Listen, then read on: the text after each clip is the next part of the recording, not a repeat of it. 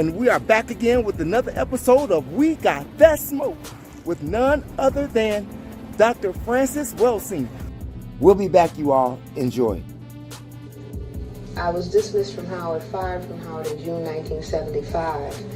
In November 1974, while still at Howard, I heard a rumor that I was going to be blocked from promotion and tenure because of my views, not because of my academic work.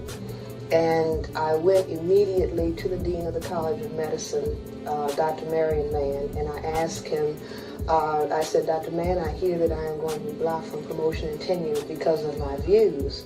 And Dr. Mann responded, to be frank with you, Dr. Welsing, this paper that you wrote, and I said, the Cress theory, color confrontation, he said yes. He went on to say that it did not make sense for me to say that white people were envious of black people because white people lack skin pigmentation. And we went on from that point. But let me make one correction. My theory does not say that whites are inferior to blacks. I don't say that. I say that whites feel that they are inferior because they cannot produce skin pigmentation and because their status as, I say, a variant of albinism is genetic recessive to blacks, and they can be genetically annihilated by non-white people. That this is what causes that sense of inadequacy, that they have built a total behavioral system that is a compensation. White supremacy is a compensation for a sense of white genetic inadequacy. I see. One other follow-up on that, and that is what background in genetics do you have to enable you to document that theory? Well, I'm a medical doctor, and all medical doctors receive or take courses in genetics, and this is very, very basic genetics, and it not only is very basic genetics, this is common lay knowledge, and we hear it, the dominance, the genetic dominance of black over white is heard in the expression, one drop of black blood makes you black. In other words, if you were to relate to a white female, the product of that relationship would be an individual that is identifiable as what is called non-white. They would have something, I mean, the curliness of the hair, the darkness of the skin would make the child look more like you than like the mother. I see. Dr. Welsing, your theory to me seems to infer some innate behavior on the part of a human being because they are, quote, black or white. Would you agree or disagree that the terms black and white are not genetic definitions? And if they are not genetic definitions, then how could your theory be true? Well, wait a minute, when you say genetic definitions, I'm not quite sure what you say, but for the sake of time, the factors that determine whether we're going to have skin pigmentation or whether we lack skin pigmentation is based on genes. In other words, you have genes that determine the quantity of melanin pigment that is going to be produced in your skin, in your eyes, in your hair. If you have a gene, a mutation towards an inability to produce that pigment, that is also genetically determined. And that is at least within the context of the Western world or the white supremacy culture. The dominant classification of people, not as determined by Francis Welsing, but as determined by white people themselves, is your classification. Either you are white or you are classified as non-white. This is on your birth certificate. This is on every paper of identification that you have. And this focus on skin coloration, I maintain, is based on the awareness on the people who are now in power, that they are a minority. The white group represents a minority in the world population. And the color focus is something that is a psychological, I say a psychological necessity based on a genetic reality. So I don't know if this gets to your question. Now, any other thing that one might say that results from the absence of pigment, I mean, that's another discussion. I don't know whether you want to go into.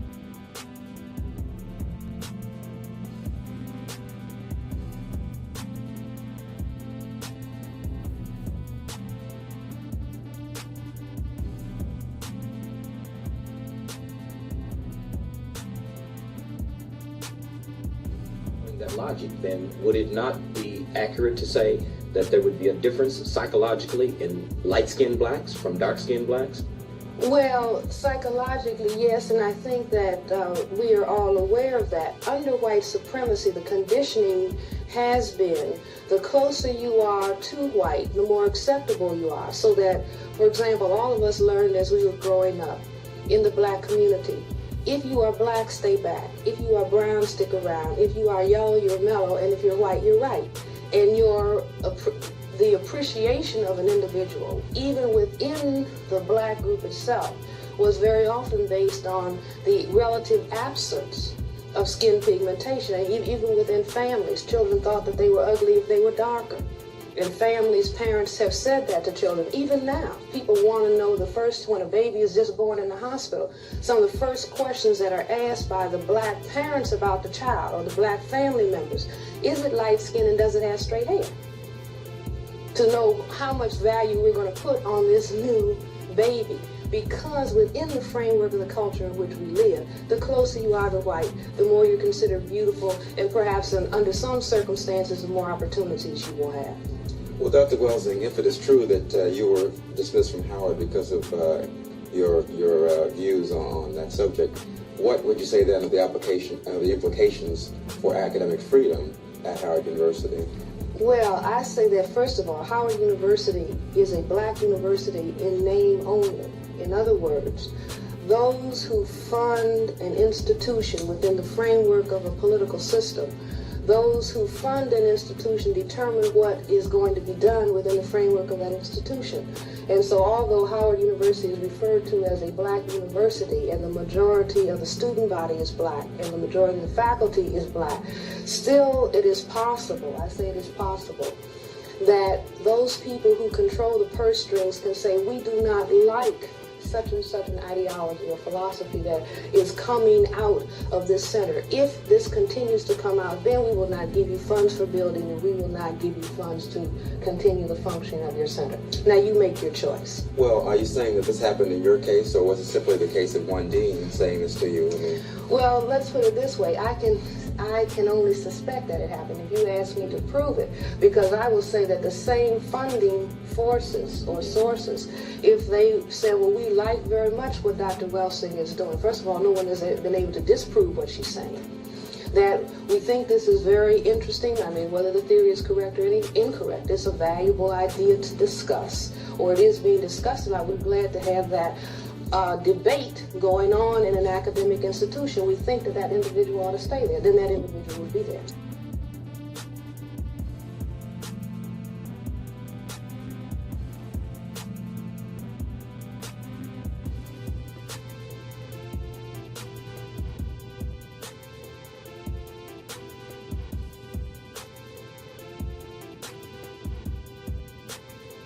What about the Board of Trustees and the President of the University? What have they said about what happened to you? Well, the Board of Trustees and the President of the University concurred in the decision to dismiss me, despite the fact that the chairman of my department and the executive committee of my department recommended that I be promoted and given tenure.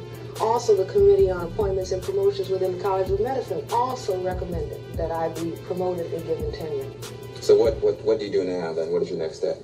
Well, right now we have been involved in several grievance committee hearings, and I have a lawyer, and the university has a lawyer, so I don't know what the outcome of it is going to be. But my charge is that I was removed from the university as a breach of my academic freedom because the discussion centered around the paper that I wrote, and that someone disagreed, namely the dean. I mean, he's the one who made the statement to me that he disagreed with the content of the theory.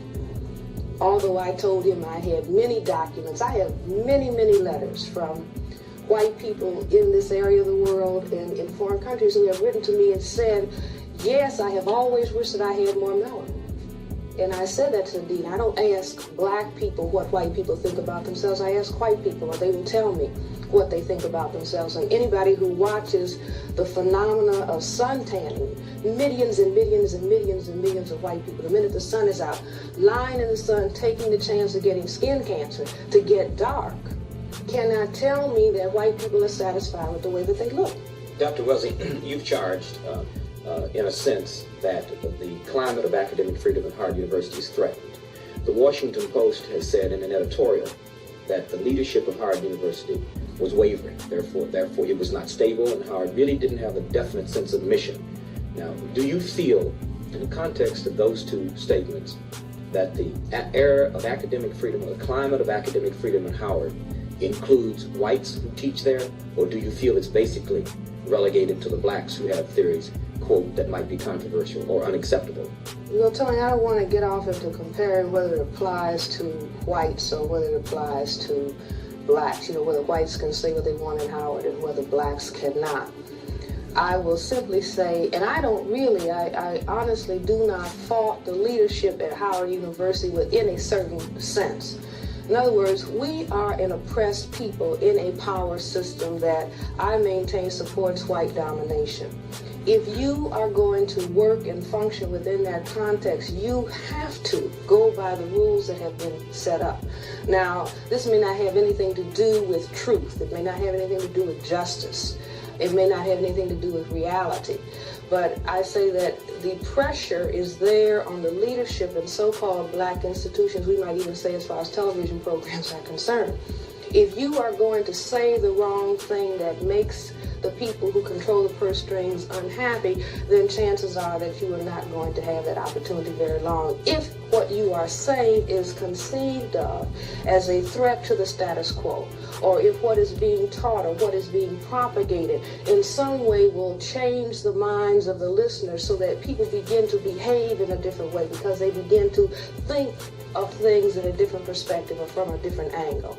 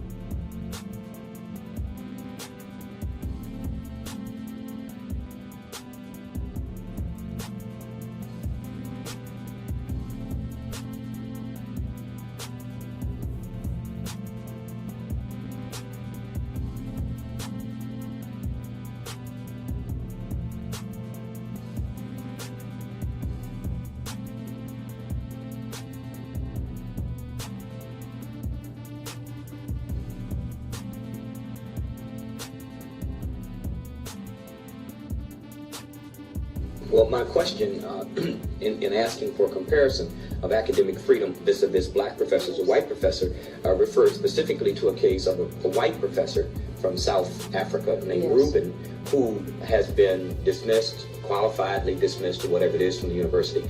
And basically because the students did not believe he had the right to say what he wanted to say at the university, which parallels, if I'm following you correctly, the fact that you are alleging that you have been fired, in fact, because you have the temerity to say, theoretically, what you said.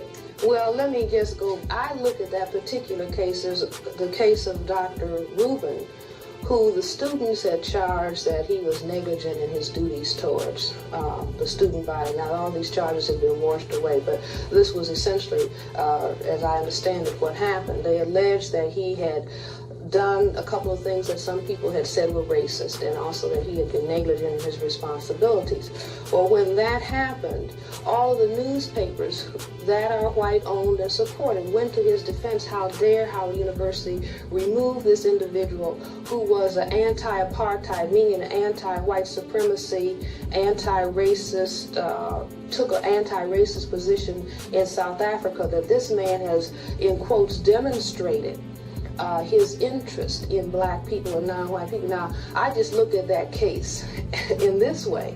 Here is an individual that, as far as the media in the District of Columbia is concerned, they defended this man because he had taken an anti-racist, anti-apartheid position in South Africa. But there's Francis Welsing, who has written a paper and a theory on white supremacy, has to be dismissed from the same institution because I consider myself a counter-racist, a person who is moving against an unjust and negative force of white supremacy.